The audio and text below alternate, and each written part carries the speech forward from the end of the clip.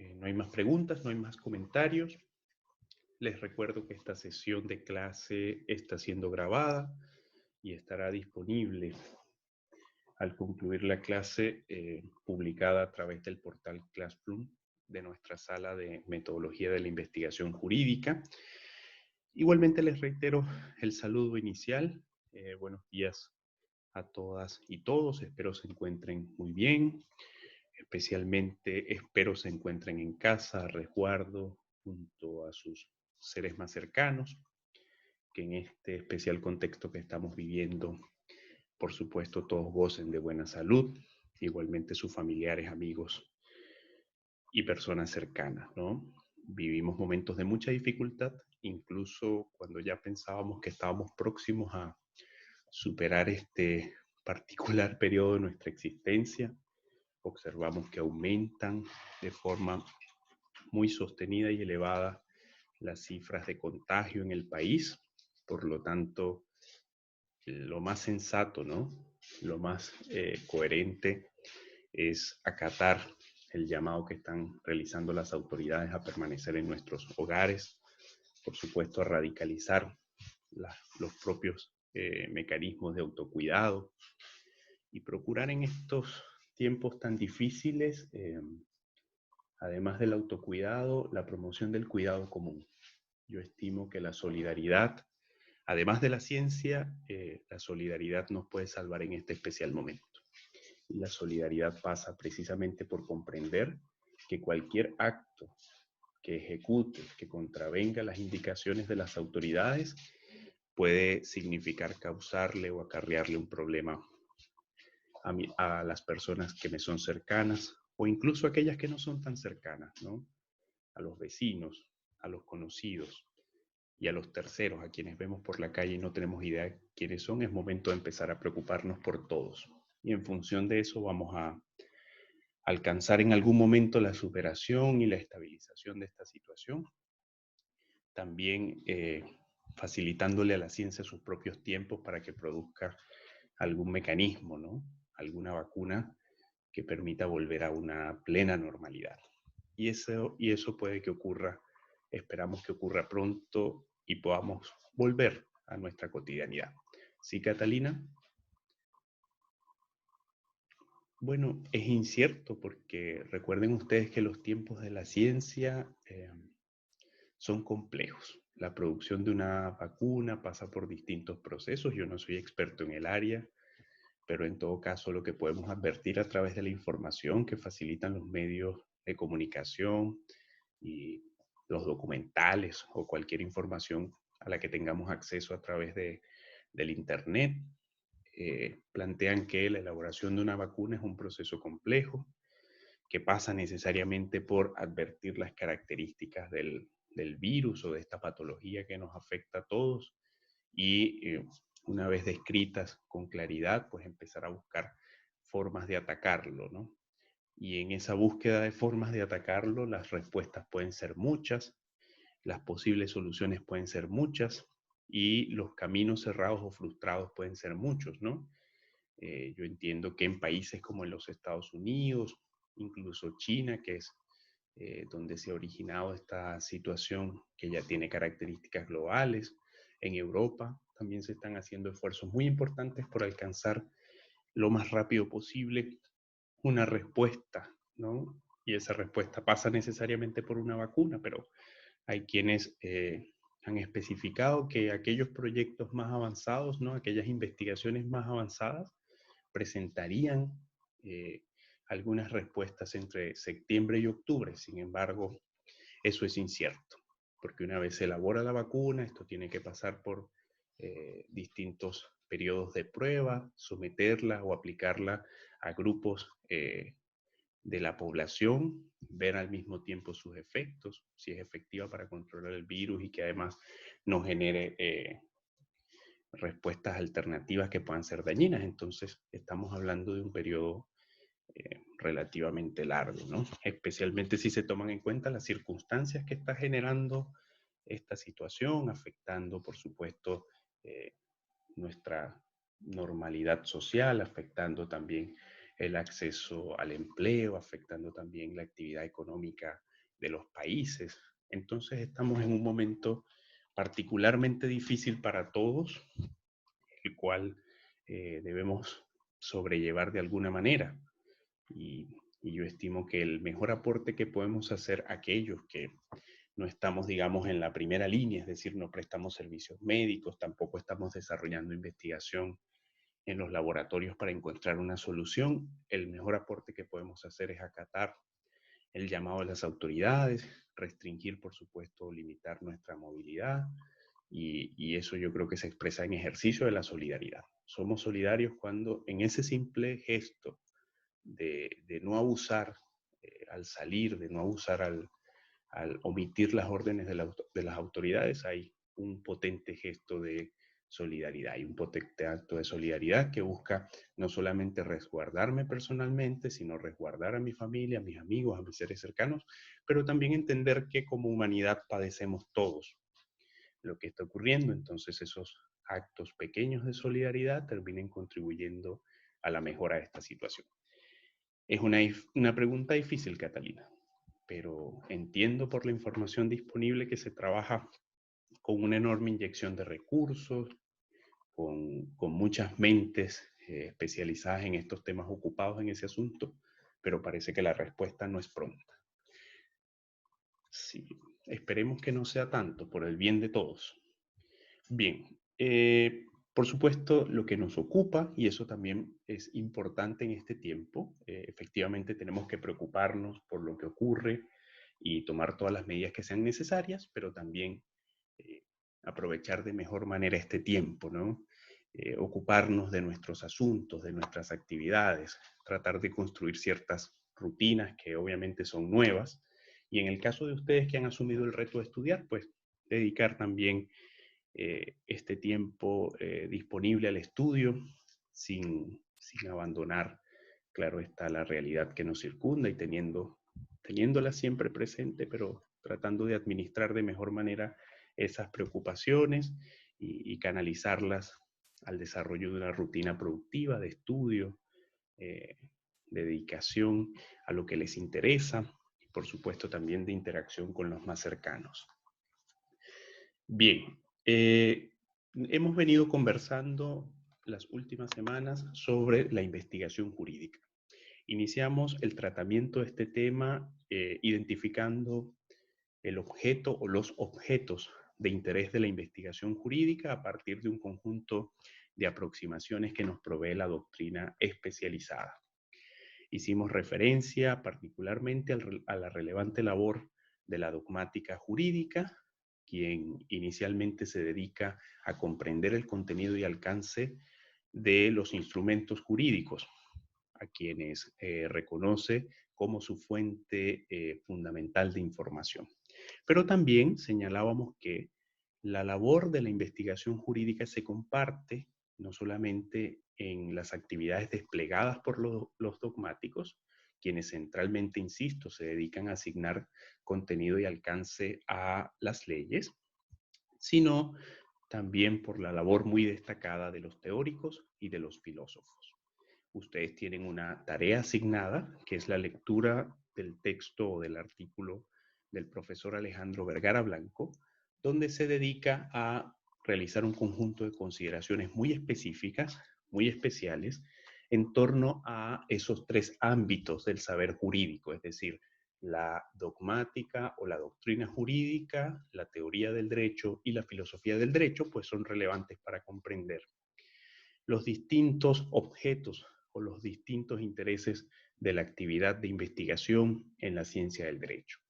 También hicimos referencia en el transcurso de las clases pasadas a la relación existente, ¿no?, entre las ciencias jurídicas y otras disciplinas que suelen contribuir al alcance de sus fines, que suelen complementar la actividad del jurista, y en esa ocasión, de forma muy general, por supuesto, revisamos la sociología jurídica, revisamos la antropología jurídica, la ciencia política, la psicología jurídica, la historia del derecho, por supuesto, que tiene un método de estudio del derecho consolidado, la semiótica del derecho en referencia a los cada vez más presentes estudios analíticos del derecho que suelen hacerse con métodos y técnicas de la lingüística para comprender el modo en el cual se producen las normas y tienden a codificarse en leyes.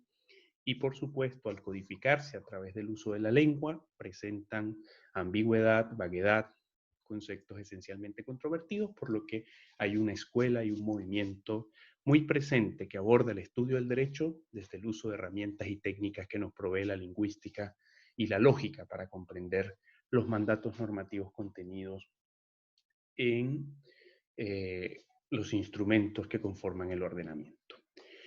Avanzando en la revisión de nuestro tema, la investigación jurídica, nos detuvimos a comprender los tipos y niveles de investigación. Estos tipos y niveles de investigación son los tipos y niveles que nos provee o que documenta la doctrina especializada en metodología, y son tipos y niveles de investigación aplicados a la metodología en general o de interés para la metodología en general, y que por supuesto nosotros aplicamos a la actividad de investigación en el derecho, a la investigación jurídica. Recuerdo que mencionábamos como tipos y niveles de investigación la investigación, un segundo,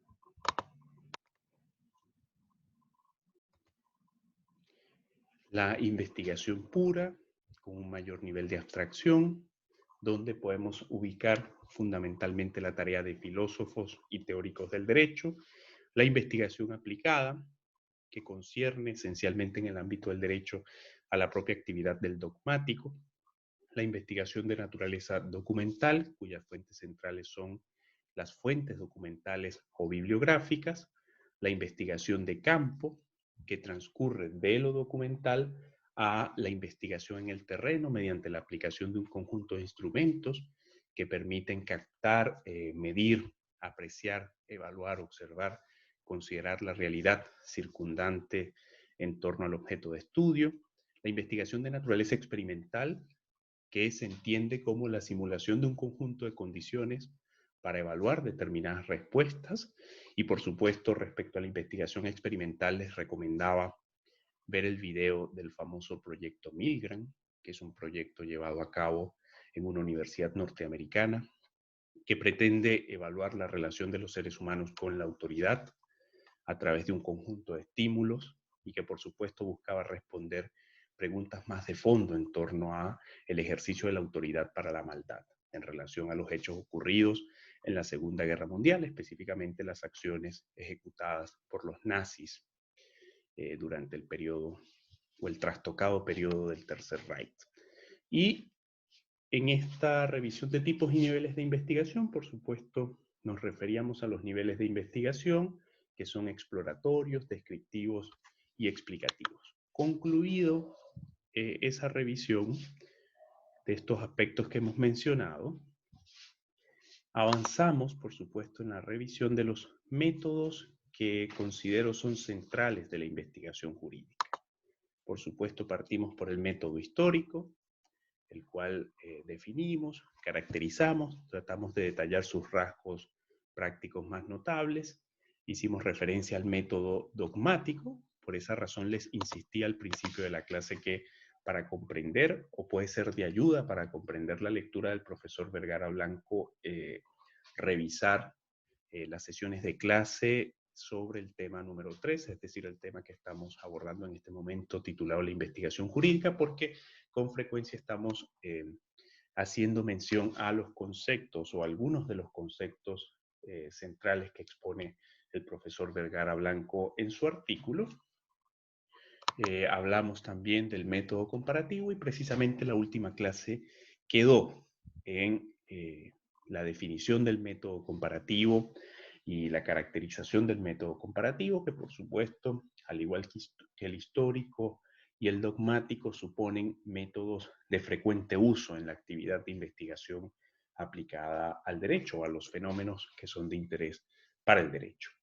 Ahora bien, avanzando precisamente en la revisión de este tema, que el día de hoy vamos a cerrar, hay que, por supuesto, referirnos a los métodos empíricos aplicados al derecho.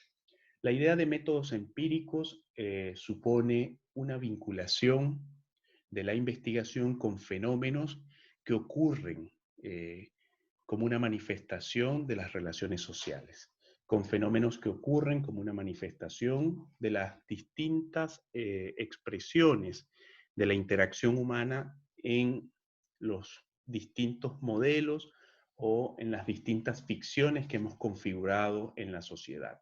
El derecho, como lo hemos afirmado anteriormente, es esencialmente una ficción. Y es una ficción que tiende, por supuesto, a la generación de un conjunto de conceptos, a la generación de un conjunto de instituciones, a la formulación de un conjunto de normas que tienen como propósito central moldear la vida, ¿no?, del hombre en sociedad. Y en ese sentido y en ese propósito, además de moldear la vida del hombre en sociedad, expresa ese sentido y ese propósito en relaciones generales, cuando configuramos instituciones como el Estado, en relaciones de orden particular, cuando las propias relaciones individuales están mediadas por la existencia de un conjunto de normas y que tienden a formalizarse a través del uso de los rituales e instituciones que nos provee el derecho. Por ejemplo, cuando sucede un acto de transferencia de una propiedad a través de un contrato, cuando contraemos matrimonio, que es una institución, por supuesto, social, pero que el derecho ha formalizado a través de la existencia de un contrato, donde se establecen obligaciones recíprocas para cada uno de los contrayentes. Lo mismo ocurre de forma similar con los acuerdos de unión civil vigentes en la legislación chilena, que establecen, por supuesto, relaciones en torno fundamentalmente al patrimonio y conforme a un conjunto de obligaciones que son comunes entre los contrayentes. Entonces, el derecho tiende a extender sus brazos para regular aspectos generales de la vida social y en razón de esto configura instituciones como el Estado, pero también, por supuesto, el derecho tiende a expresarse en las microrelaciones, que están mediadas, por supuesto, por la forma en la que nos vinculamos con los demás. Yo utilizaba un ejemplo. Si ustedes hacen una revisión del Código Civil chileno, el Código Civil chileno vigente, el Código Civil recoge los distintos aspectos de la vida civil de los individuos. Y por supuesto es una vida que está mediada por actos jurídicos que parten con el nacimiento y concluyen efectivamente con la muerte y las consecuencias sucesorales de la muerte. Hago todas estas referencias porque precisamente el método empírico está interesado en comprender la ocurrencia de esos fenómenos en el contexto, en la realidad, sobre el terreno. Y el método empírico aplicado al derecho, por supuesto, se expresa en dos prácticas, en dos disciplinas que tienen técnicas, recursos y métodos consolidados, como son la sociología jurídica y el análisis económico del derecho. Por supuesto, para la sociología jurídica es una cuestión central de la vida social, el modo de su organización. Y lo que antecede al modo de organización social es precisamente la configuración de un ordenamiento jurídico, es decir, establecemos reglas para organizarnos socialmente. Y al establecer reglas para organizarnos socialmente, se instauran un conjunto de relaciones sociales que pueden ser advertidas, que pueden ser observables, que pueden ser descritas a través del uso de las técnicas y de las herramientas de investigación que nos provee la sociología en general, pero aplicadas a un ámbito de interés de la vida social que es el derecho. Les mencionaba en las clases pasadas esta expresión del derecho como factor y como producto social. El derecho como factor social es entendido como la posibilidad de moldear la conducta de la sociedad a través del diseño de sociedad ideal que establece la legislación. Entendamos que cuando el legislador produce un texto legal, lo que está procurando es instaurar, lo que está proponiendo a través de la ley es un modelo ideal de conducta que espera se incorpore, que espera sea asumido en la sociedad. Por lo tanto, en este caso, la ley pareciera que incide en el cuerpo social y la moldea, la limita, establece hasta dónde es posible nuestra actuación, establece cuáles son las condiciones para la conducción de un vehículo, cuáles son las condiciones para el otorgamiento de una licencia de conducir, establece cuáles son las condiciones para acreditar el ejercicio profesional de un individuo que ha asistido a la universidad y que ha cumplido un conjunto de requisitos. Establece también las obligaciones de los padres respecto a sus hijos menores de edad, establece las condiciones que han de concurrir para que un menor de edad se emancipe, establece, por supuesto, los hechos que son considerados en sus distintas magnitudes como ofensas a la sociedad y en consecuencia los castiga a través del establecimiento de sanciones y penas. Entonces observamos que el derecho parece ser, digamos, esta contención, parece ser también un muro que progresivamente va cambiando, se va ampliando, se va reduciendo y que va dando forma a la sociedad. Pero también, por supuesto, la sociología jurídica propone que la sociedad también puede incidir en las normas. Y esto es un hecho que nosotros podemos advertir en la evolución de los sistemas normativos, ¿no? El derecho no solamente es un factor social, sino que es un producto social. También de los hechos, de las relaciones humanas, de los momentos históricos que ocurren, de las situaciones que se van derivando en el día a día, tiende a generarse, por supuesto, un conjunto de atributos que son captados, que son advertidos, eh, que son entendidos por el legislador y que en buena medida son recogidos para el establecimiento de nuevas normas. Yo creo que una de las formas más claras de ejemplificar esto del derecho como producto social es el vertiginoso avance de las tecnologías. En la medida que las tecnologías avanzan, el derecho trata, ¿no?, de alcanzarlas, aunque por supuesto las piernas o la velocidad de las tecnologías es más rápida que la propia velocidad de la regulación. Entonces nos encontramos en un mundo de avances tecnológicos sin fin, muy acelerados, donde utilizamos redes sociales para comunicarnos, donde evidentemente en el contexto de la pandemia se han articulado un conjunto de aplicaciones móviles para comunicarnos o acceder a bienes y servicios, donde se crean ámbitos de trabajo producto de la tecnología que la norma es vetusta, la norma es antigua para regularlos. Entonces, ahí yo creo que se evidencia con mayor claridad ese dilema. La sociedad, en razón de la forma en que articula sus nuevas maneras de trabajo, sus nuevas maneras de comunicación, sus nuevas maneras de informarse, termina por generar espacios a los cuales el derecho tiene que alcanzar de alguna manera para efectivamente regularlos. No sé si ustedes han tenido acceso a esta discusión, pero en el ámbito electoral, por ejemplo, hay una importante discusión respecto a la ejecución, respecto a llevar actos electorales, elecciones, en el contexto actual de la pandemia. Entonces esto ha llevado a que importantes líderes, teóricos, estudiosos del tema manifiesten su preocupación porque pareciera que en muchos países se ha suspendido la democracia entendida como elecciones, porque estas no se han podido llevar a cabo por los riesgos sanitarios que representan. Pero entonces, evidentemente, la tecnología también ofrece múltiples alternativas de voto a distancia, por ejemplo, del voto a través del uso de aplicaciones móviles, del voto a través de la Internet, evidentemente también, y ya es una cuestión que existía, del voto a través de correo postal, que supone también articular nuevas tecnologías.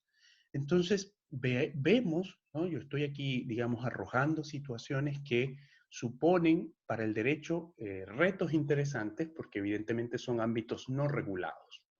Si ustedes buscan algunos documentales respecto a la venta de información que realizó Facebook en su oportunidad entre 2016 y 2017, comprenderán de mejor manera lo que digo, porque lo que quedó en evidencia en aquella oportunidad es que los legisladores de los Estados Unidos, donde fue ampliamente revisado este asunto, no tenían idea de cómo funcionaban las redes sociales, no tenían idea de cómo funcionaban los sistemas de almacenamiento de información, ni cómo ocurría este fenómeno de venta de información.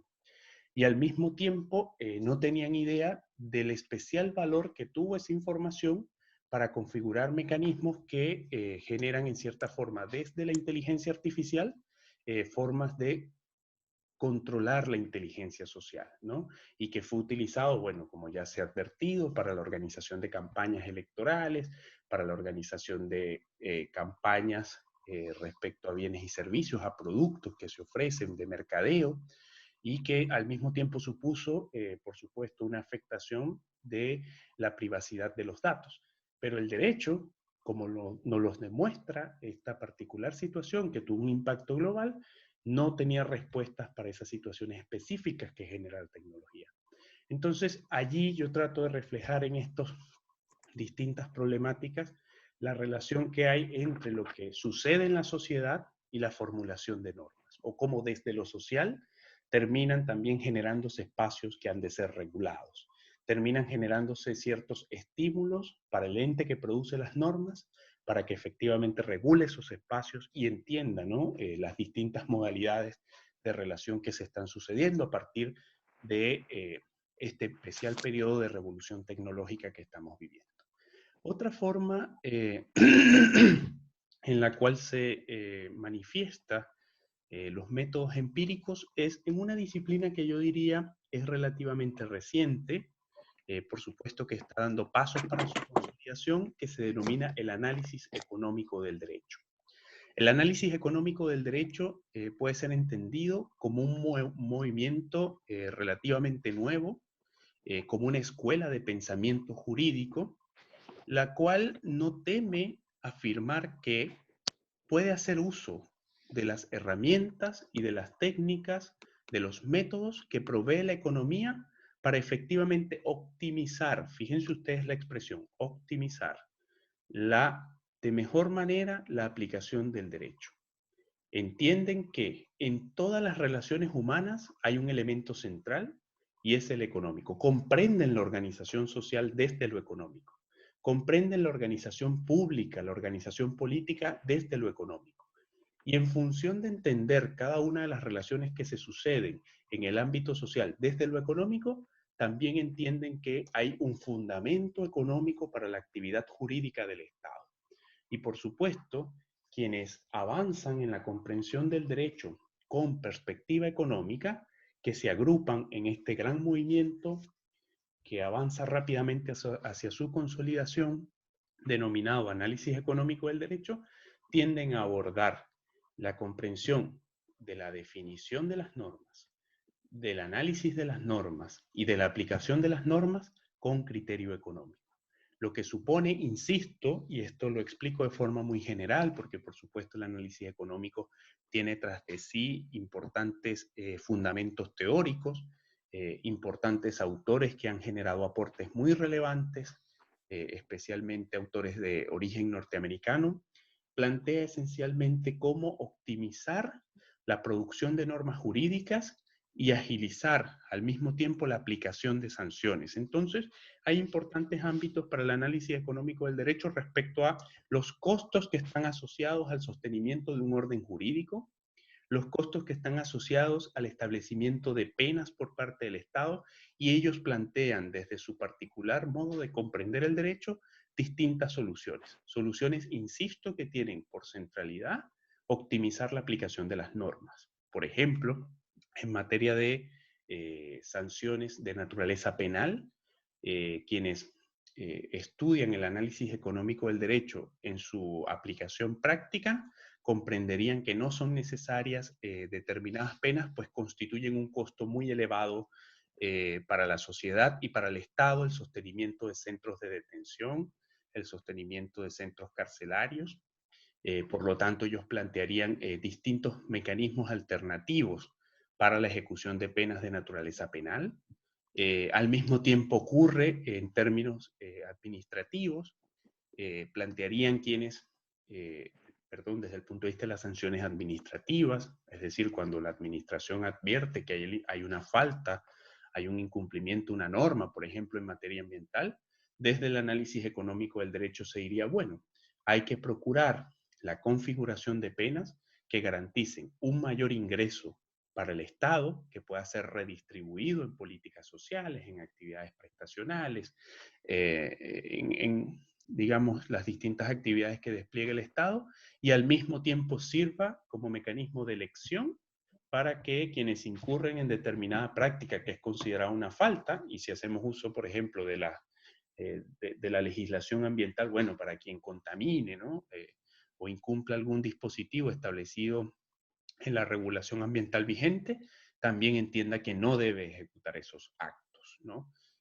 Por supuesto, el análisis económico del derecho tiene, insisto, una complejidad mayor a las explicaciones que yo estoy dando, pero por supuesto en líneas centrales busca entender el derecho con perspectiva económica y por lo tanto aborda distintas discusiones centrales del derecho en el sentido de optimizar sus formas de aplicación, de abaratar en algunos casos sus costos, y aquí probablemente ustedes recordarán, o no sé si lo han visto en sus clases de filosofía del derecho, pero hay, por supuesto, toda una escuela filosófica que plantea la discusión de los temas centrales de la vida humana y de la vida social, de la vida del Estado, desde el utilitarismo, es decir, desde la rentabilidad que pueden producir los determinados actos que suceden en la vida social y en buena medida cómo pueden maximizarse el uso, optimizarse el uso de los recursos disponibles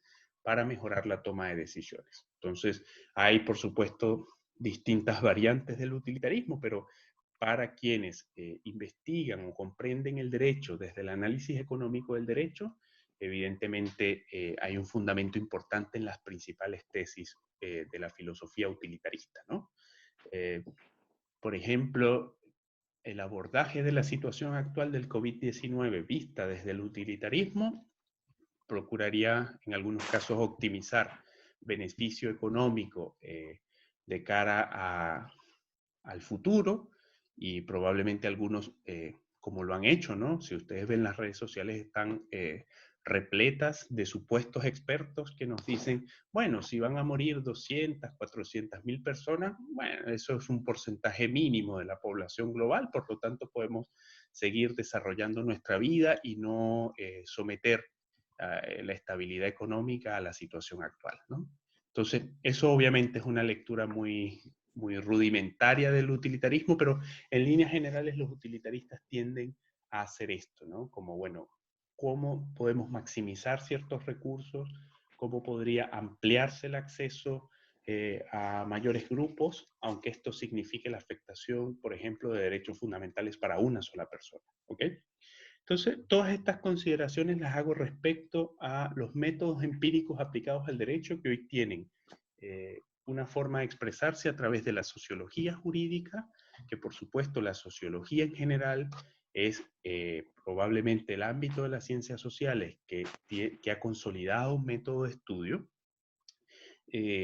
con el establecimiento, por supuesto, de sus propias técnicas, de sus propios métodos, de sus propios recursos de investigación y que aplicada al derecho, pues manifiesta un particular interés por los modos de organización y de regulación de la vida social, entendiendo que el derecho es un factor determinante, además de otros como la moral, la religión, la educación, las conductas, ¿no? La psicología, pero que el derecho ocupa una posición central en este empeño de regulación y por supuesto la innovadora idea del análisis económico del derecho que entiende como un elemento relevante o central comprender el derecho desde las complejidades que nos propone su optimización o o la generación de máximos provechos de naturaleza económica.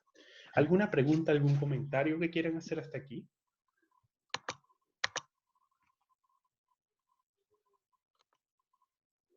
Insisto, ¿tienen alguna pregunta? ¿Quieren formular algún comentario?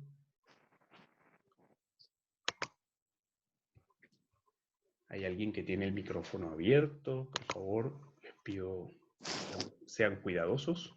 No se escape algo por ahí.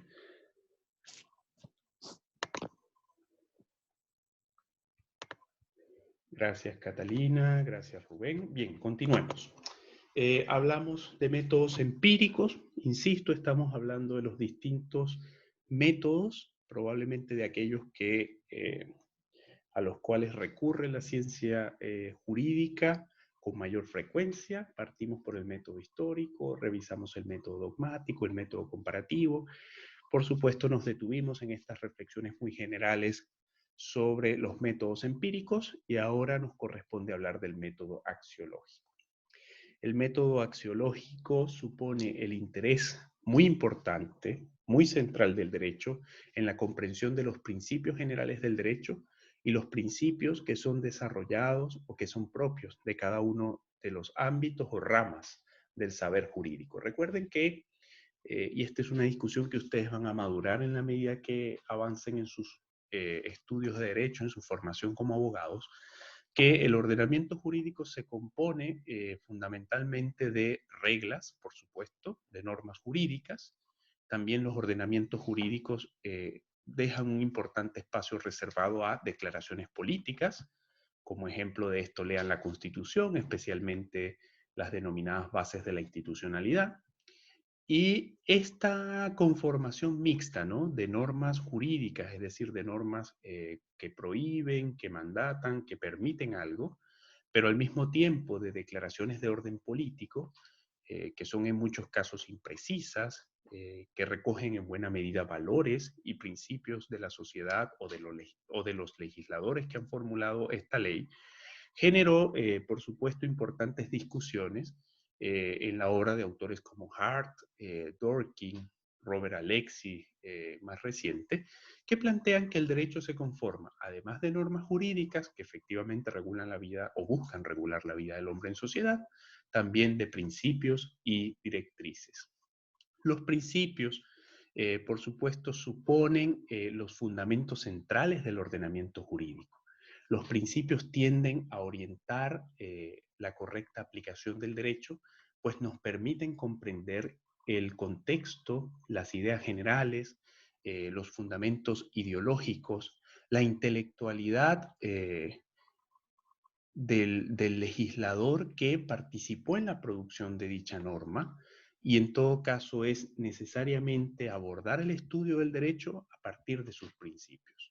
Por supuesto, estos principios pueden ser de carácter universal, como nos provee el estudio filosófico de las distintas ramas del derecho, como ocurre con el derecho constitucional, el derecho civil, por supuesto, el derecho laboral, pero también estos principios tienen una formulación local, es decir, una formulación derivada de ordenamientos jurídicos específicos, el derecho chileno, el derecho venezolano, el derecho boliviano.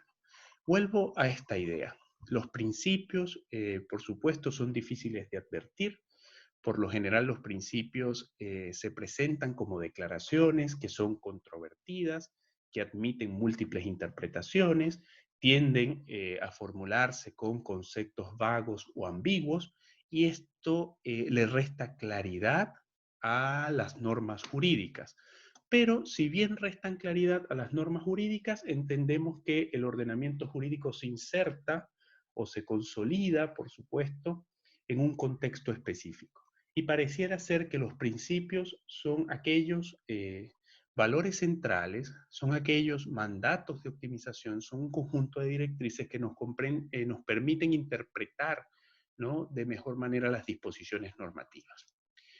Nosotros podemos identificar principios generales del derecho, principios generales de las distintas ramas del derecho, por supuesto principios que derivan de la comprensión universal de cada una de esas áreas del derecho, y también encontramos, por supuesto, principios enunciados en las normas o en el ordenamiento jurídico.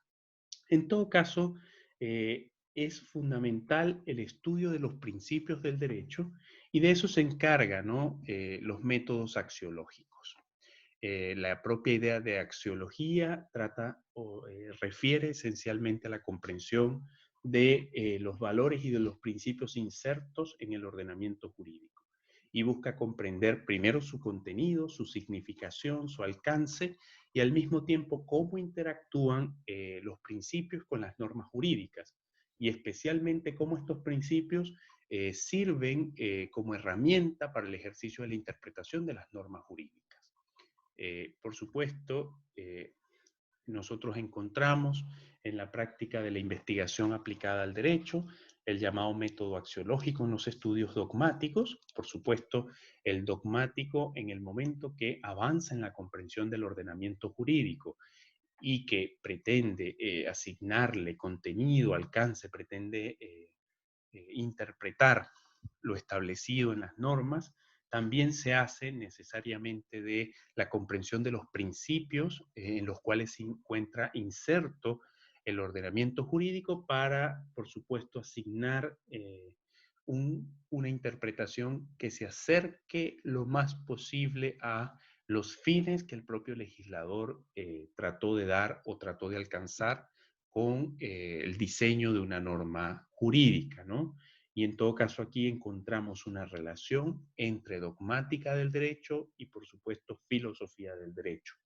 El dogmático no construye aisladamente en su labor de asignación de significado a las normas, no construye aisladamente el conocimiento, sino que necesariamente dialoga con la filosofía del derecho en la comprensión más adecuada bueno, de los principios en sí mismos y de los contenidos que nos proveen estos principios. Como les decía, si queremos ejemplificar la idea de principios en el derecho, podemos, por supuesto, revisar cuáles son los principios generales de las distintas áreas del derecho, o incluso si nos interesa de forma específica un ordenamiento jurídico, bueno, para comprender los principios del ordenamiento jurídico chileno, podríamos partir esencialmente de los primeros 9 artículos de la Constitución chilena que establecen las bases de la institucionalidad, y allí nosotros encontramos un conjunto de principios como un conjunto de principios que manifiestan la concepción que tiene el ordenamiento constitucional sobre el Estado, sobre la persona humana, sobre la organización social, sobre las libertades fundamentales, sobre la forma de Estado, la forma de gobierno. Y estos principios también están muy anclados a conceptos que se han desarrollado como parte, ¿no?, del derecho, de la teoría del derecho o de la filosofía del derecho, y al mismo tiempo, por supuesto, con sus complementos o diálogos respectivos con la filosofía política, con la filosofía del derecho.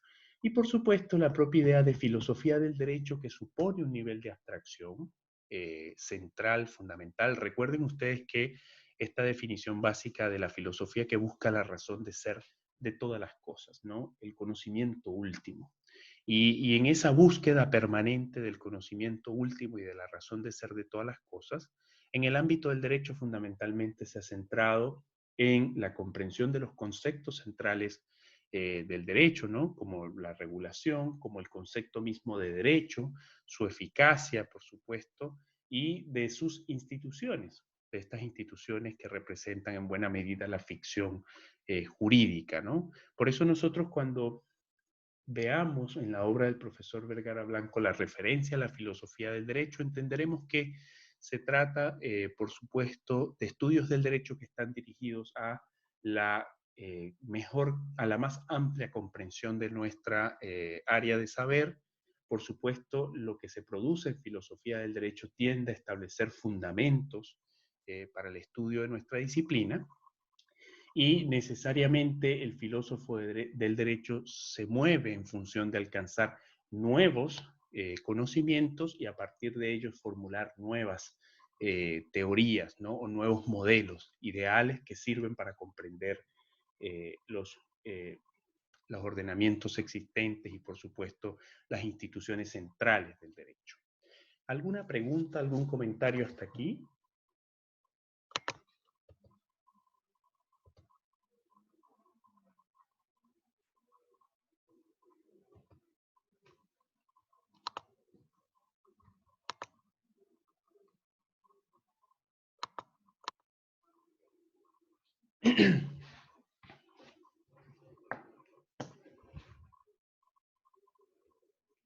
Bien, fíjense, solo a los fines de resumir lo que hemos conversado respecto a los métodos de uso más frecuente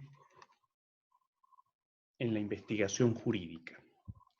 Y esta tabla estimo que es especialmente valiosa para comprender algunos criterios metodológicos asociados a cada uno de estos métodos. En el caso del método histórico, recuerden que su fuente fundamental es la historia, los acontecimientos pasados. Acontecimientos, por supuesto, que se resumen de forma documental, la documentación expresada en sus distintas formas o materias, ¿no? Los textos, los códigos, por supuesto, los videos, las fotografías, la narrativa oral. Esas son las fuentes mencionadas generalmente de naturaleza documental en la historia y por supuesto le interesa al método histórico la comprensión de los distintos momentos históricos, de las instituciones, de los personajes, por supuesto de los autores más relevantes que han incidido en la conformación de las instituciones jurídicas y del ordenamiento jurídico. El método histórico, por supuesto, tiende a periodificar, es decir, a segmentar periodos de la historia para entenderlos, para analizarlos, para comprenderlos, para acceder a las fuentes que se han producido. Por supuesto, analiza hechos y en buena medida los textos e interpretaciones disponibles en torno a esos hechos que son expresados o son producidos jurídicamente. En el caso de la dogmática hay una labor central que es la exégesis, ¿no? La idea del exégesis supone que se trata de entender, se trata de comprender, así como lo hace el intérprete de las normas o el intérprete de las leyes de Dios. El dogmático del derecho trata de comprender e interpretar las normas del ordenamiento jurídico vigente y en tal sentido hace uso de la sistematización o axiomatización. La sistematización, organizar ciertos contenidos y esto se expresa, por ejemplo, en la segmentación de las distintas áreas del derecho, en las grandes clasificaciones como derecho público, derecho privado, derecho civil, derecho penal, derecho laboral, derecho comercial o mercantil, derecho constitucional, y por supuesto ahí hay una labor de sistematización de las normas, de la gran cantidad de normas que conforman el ordenamiento jurídico para abordarlas en orden, por ámbitos de saber que por supuesto tienen sus propios fundamentos y principios. Y la idea de axiomatización refiere fundamentalmente a esta sistematización, pero de principios y de fundamentos del ordenamiento, que son particulares a cada una de esas áreas o ramas del derecho. También la dogmática puede, evidentemente, producir conocimiento a partir de la tópica y el enjuiciamiento de hechos, y esto ustedes lo pueden advertir en el estudio específico de casos, cuando se aborda distintas problemáticas jurídicas, pero desde la ocurrencia de casos, que pueden ser casos simulados o también pueden ser casos que han sido resueltos por los tribunales y en los cuales el dogmático o bien tiende a ratificar la decisión de los tribunales o bien tiende a proponer soluciones alternativas. La tópica es probablemente uno de los ámbitos de mucho provecho en la dogmática, no es el único, por supuesto, pero la tópica o el estudio del derecho a través de la tópica y el enjuiciamiento del hecho permite atender aquellos casos más problemáticos, ¿no? Aquellos casos que plantean normas que no dan o no generan una sola respuesta y que por supuesto están expresados en acontecimientos propios de la vida social que han sido o han intentado ser resueltos vía tribunales o también en la simulación o creación de casos. Si nosotros revisamos de forma muy general la manera en que se estudia derecho en los Estados Unidos, observamos que sus universidades se centran fundamentalmente en el estudio del derecho a partir de casos, porque recuerden que es un país que no tiene una legislación unificada, por lo tanto, cada uno de los estados o las unidades políticas interiores de ese país tiene sus propias leyes, entonces se tiende a estudiar el derecho a partir de sus principios y a partir de la aplicación de dichos principios a los casos, ¿no? Que son, por supuesto, los casos más emblemáticos que han sido resueltos por la Corte Suprema de ese país o por las Cortes Supremas de los estados y que generan o producen a partir de su estudio una manera sistematizada y ordenada de estudiar un ordenamiento que es en muchos casos muy desordenado. ¿Okay? Por esa razón, si ustedes revisan, ¿no? Si tienen algún interés, algún tiempito disponible, podrían leer algunos trabajos o alguna información disponible sobre cómo se enseña el derecho en los Estados Unidos y el derecho en los Estados Unidos, por supuesto, tiene una parte de principios generales del derecho, de cultura jurídica, por supuesto, pero el grueso de la información que reciben los estudiantes de derecho en ese país se basa esencialmente en el estudio de casos y la aplicación de la legislación a esos casos. Y desde luego una atención especial a aquellos casos difíciles, ¿no? O aquellos casos en los que el derecho no provee alguna solución o provee múltiples soluciones posibles. Y desde luego la lógica deductiva como un método científico general que busca la comprensión de hechos o de casos específicos para en su recurrencia alcanzar la formulación de nuevos conocimientos que pueden tener características teóricas. En el caso del método comparativo ya nos hemos referido a él, que supone, por supuesto, eh, la comparación de ordenamientos jurídicos en virtud de un conjunto de criterios o características preestablecidas. Esta comparación puede tener grandes dimensiones o también pequeñas dimensiones. Recuerden que les explicaba la idea de la comparación puede darse entre ordenamientos jurídicos de distintos países o también la comparación puede ocurrir entre distintos ordenamientos jurídicos que conviven dentro de un mismo país o dentro de un mismo estado, como ocurre en los modelos legislativos federales. Me refería al caso de Estados Unidos, por ejemplo, al caso mexicano también, que las unidades políticas territoriales tienden a producir sus propias normas jurídicas y por lo tanto pueden ser distintas. Entonces, allí nosotros tenemos expresiones de la comparación entre estados, entre ordenamientos jurídicos nacionales distintos, o la comparación entre ordenamientos que conviven, una pluralidad de ordenamientos jurídicos que conviven bajo un mismo estado. En este caso, hay que tener en cuenta, por supuesto, que la idea central de la comparación es establecer diferencias y semejanzas, producir críticas, y esto es lo que contribuye en buena medida a conocer, a aprender, a adquirir incluso ciertas instituciones jurídicas que pueden ser relevantes para distintos estados o países y que podrían servir de medio para solventar problemáticas jurídicas en nuestro país o nuestro estado de origen.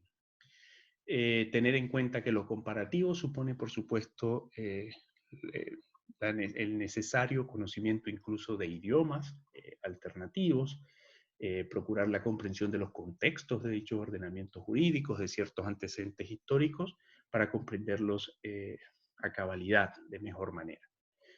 Y hacíamos referencia, por supuesto, a los métodos empíricos, específicamente a la sociología jurídica, el análisis económico del derecho, y aquí también juegan un papel central las disciplinas auxiliares del derecho que mencionábamos en las primeras clases, como la psicología jurídica, la sociología jurídica, la economía, la política, la semiótica, la historia, la antropología. Y desde luego acá concurren en estos métodos empíricos los enfoques tanto cualitativos como cuantitativos, ¿no? Que ustedes ya conocen por el tema número 2, ¿no? Y desde luego lo axiológico, que es ante todo filosófico, que busca la comprensión de los principios y valores centrales del ordenamiento jurídico. Dicho esto, terminamos la revisión de los contenidos de la clase de hoy y por supuesto cerramos el tema número 3, que es la investigación jurídica.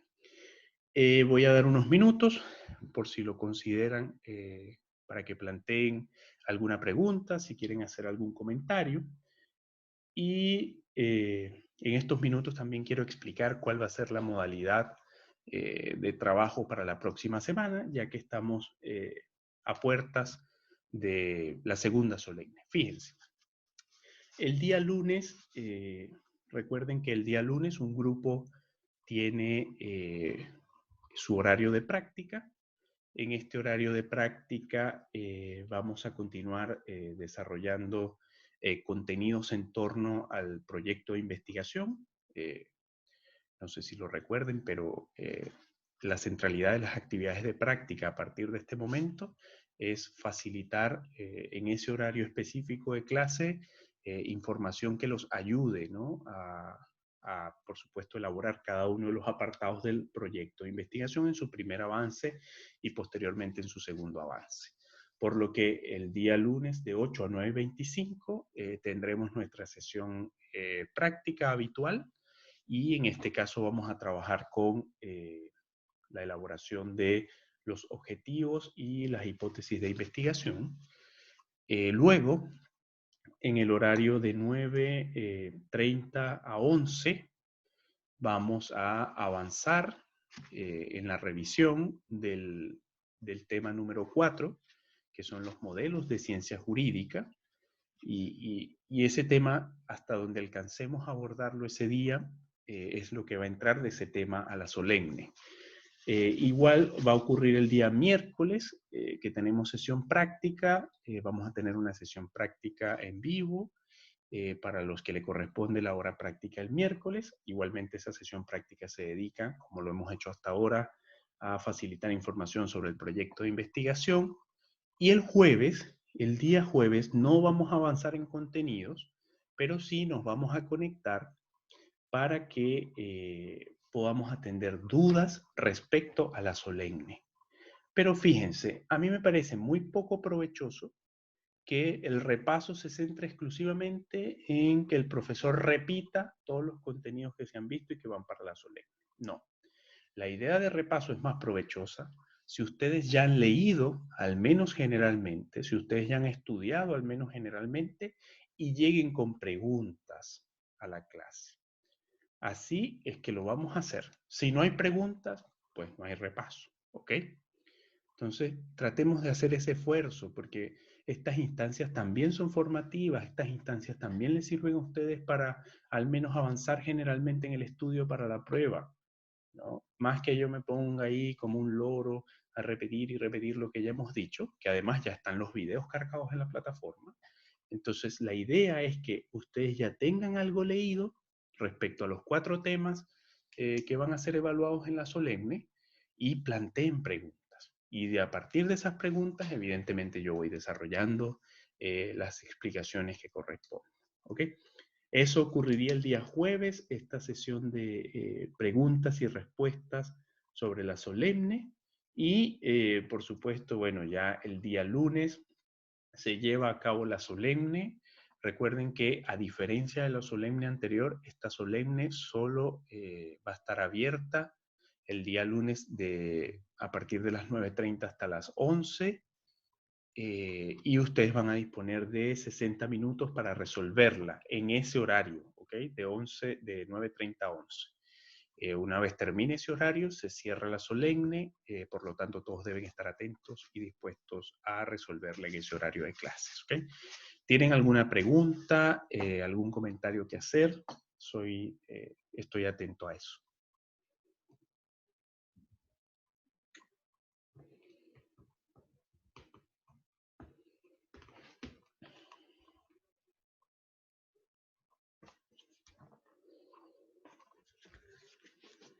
Bien, dicho todo esto, parece que no hay preguntas. Gracias, Mauricio, por su respuesta.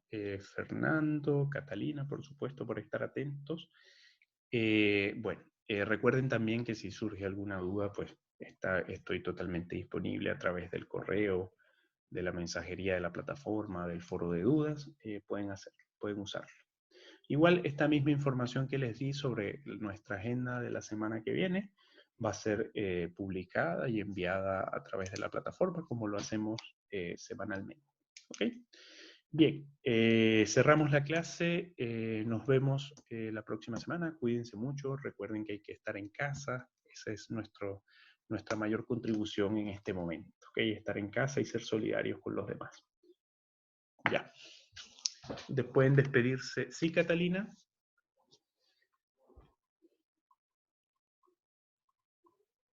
Uh-huh.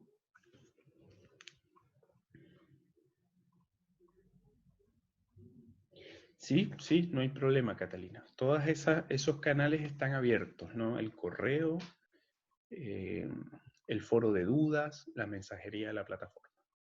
Pueden por allí preguntar.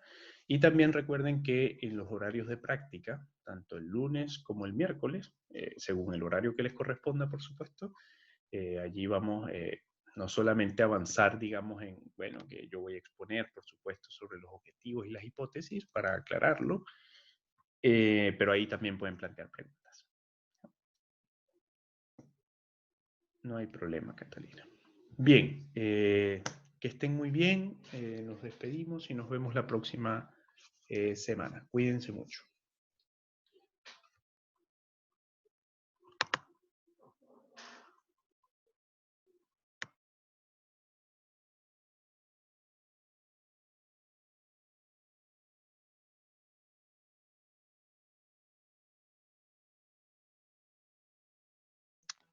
Hola, profesor.